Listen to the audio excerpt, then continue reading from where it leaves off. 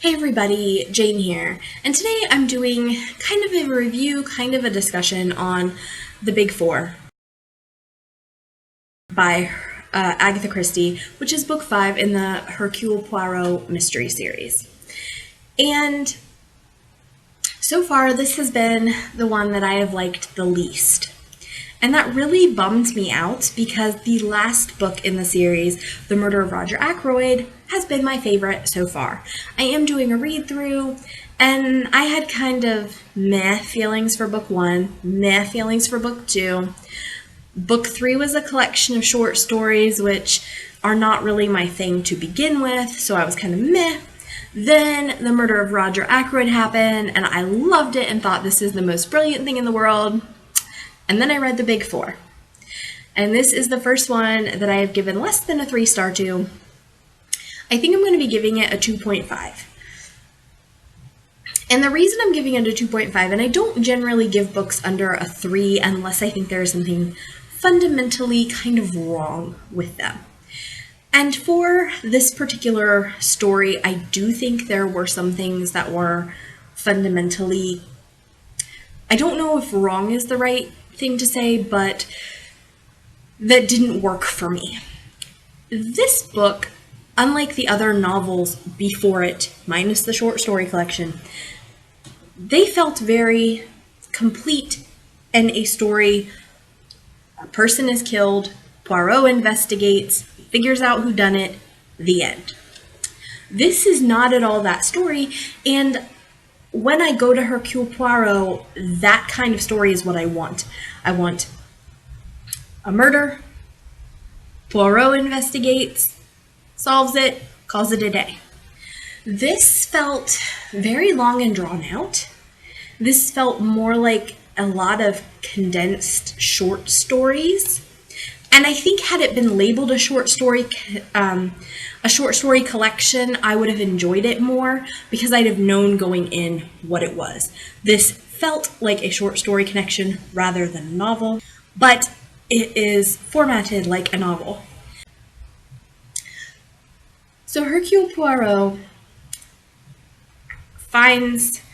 hears of this organization, this supervillain, superpower organization called the Big Four.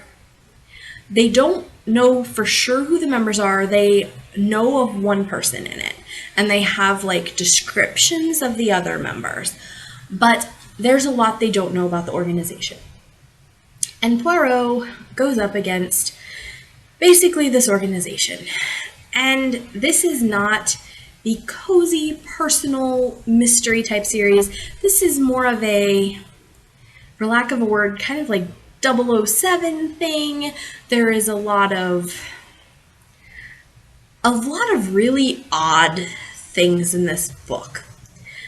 There's a lot of disguise and misdirection, which I will say are not my favorite. I know they seem to be tropes in the Agatha Christie books and in some other mysteries as well. I read a lot of the Jane Austen mystery series and the I'm not who you think I am, I'm somebody else in disguise.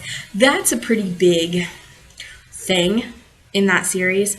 And I'm noticing that Christie does it quite a bit too. And I don't love that. I don't enjoy that trope very much.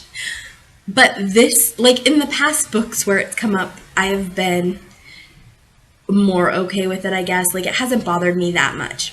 In this book, though, it really did bother me. We have one of our supervillains who is a bit of a chameleon, and just they meet him again and again and again, and they never recognize him because he's just so good at deceiving them.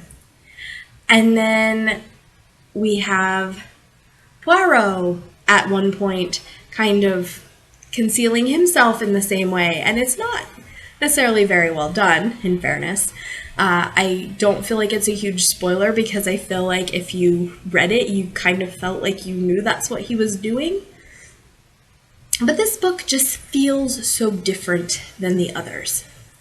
And I will say when reading a series, I find that very disconcerting, maybe. Like, it draws me out of the story. I feel very much like the same way I do when I watch a television series and they have to have like the musical episode.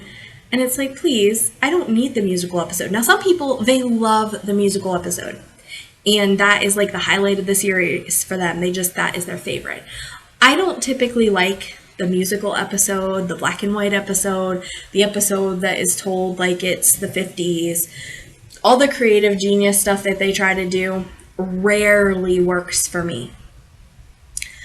And that's kind of how I felt about this. Number one, it was very early in the series to be doing something so different. In the first 2 books were pretty much the same as far as the formatting. We had a guy named Hastings who was kind of the Watson to Hercule's Sherlock. And Hastings was telling the story in the first 2 books. And in the 3rd book, he is the narrator, I believe, for most of the short stories as well.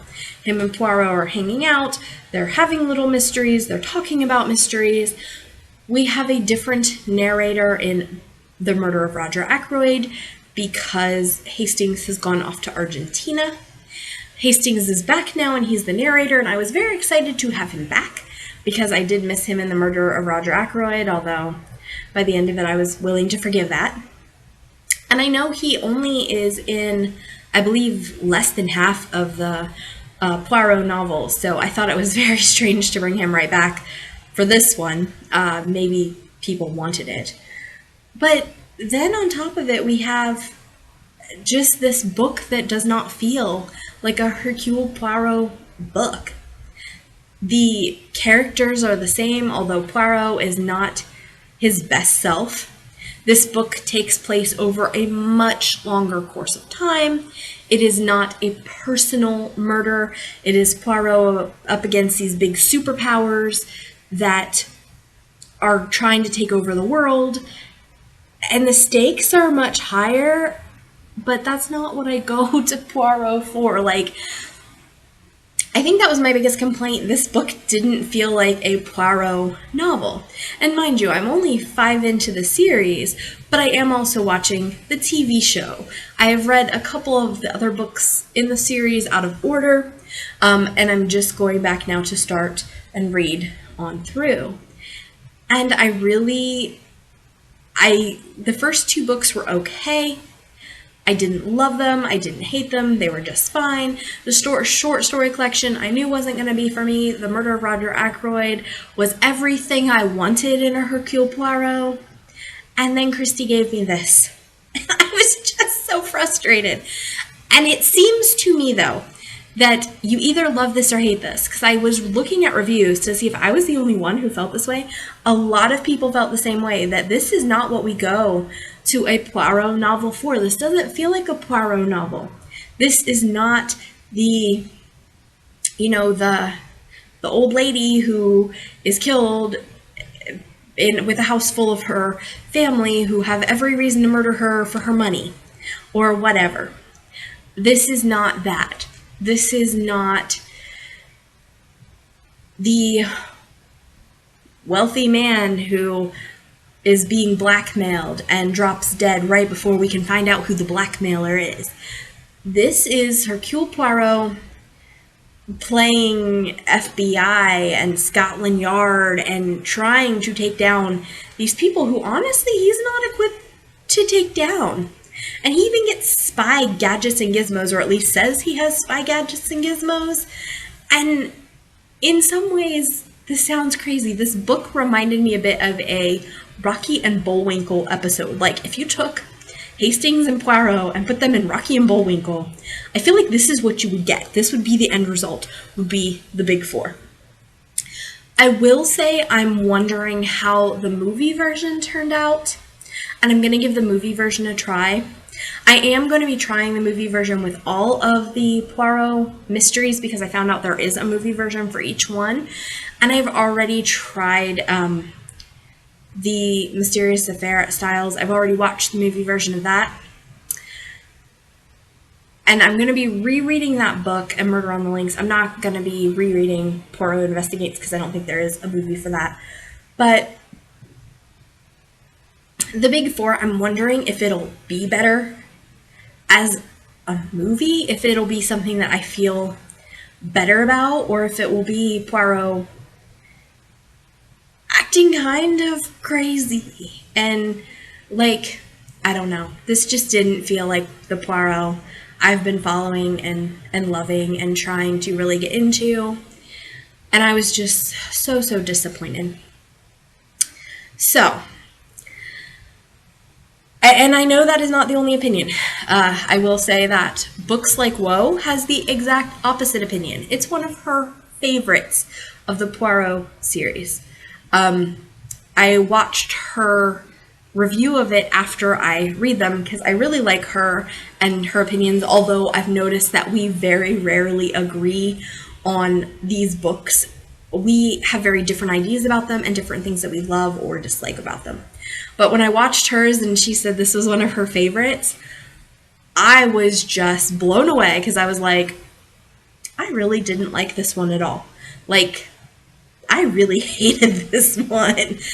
And I think if you were a new reader to the series and read this book and thought that that's what the whole series was, and then read other books, it wouldn't feel like it was an accurate representation of the series. Although, again, I'm only 5 books in, so maybe I'm wrong. But yeah, this book definitely felt different. It felt like the musical episode of the TV shows, or the episodes of the TV shows where they do something completely different, and that's just kind of weird, and that for me is not something I love. If you love the musical episodes of the TV shows, or the episodes that they do in black and white, or whatever artistic, I want to say crazy, artistic thing that they do to kind of bring new life and something different to their shows, you might very well enjoy this. But for me, I went there wanting a Hercule Poirot mystery, and that's not what I got. So if you've read The Big Four, I would love your thoughts on it. Did you love it? Did you like that it was something so different and that you got to see Poirot in something bigger and wider and more far-reaching? Or did it kind of miss the mark for you as well, and you feel like this wasn't really what you come to a Hercule Poirot novel for? My social media is below. If you would like more content, please subscribe. Also in that social media is links to my books on Amazon and my books in Smashwords. I am a writer. I have a couple books on Kindle Unlimited. You will find them in the Amazon link. And the rest of my books are pretty much everywhere. I link to Smashwords because that's where I publish from, but they appear Barnes & Noble, Kobo, etc. I write primarily romance. If you have any interest in that genre, they're historical and they're paranormal. So I've got werewolves living during the Tudor period and fighting zombie centaurs. Werewolves fighting zombie centaurs in Henry VIII's court. If that sounds appealing to you, check out my book, The Alpha's Daughter. All right, I'll talk to you next time. Bye.